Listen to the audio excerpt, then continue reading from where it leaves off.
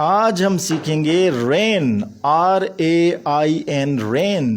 Parts of speech में क्या है और इसकी उर्दू और इंग्लिश मीनिंग क्या है, और लास्ट में सेंटेंस मेकिंग भी सीखेंगे।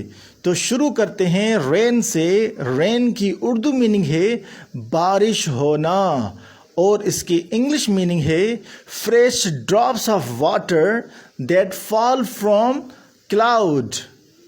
और पार्ट्स ऑफ स्पीच में रेन वर्ब है। और सेंटेंस मेकिंग के लिए जब भी आप रेन का इस्तेमाल करेंगे उसके साथ इट लाजमी इस्तेमाल करेंगे। जैसे बरसात हो रही है तो आप इंग्लिश में कहेंगे इट इज़ रेनिंग।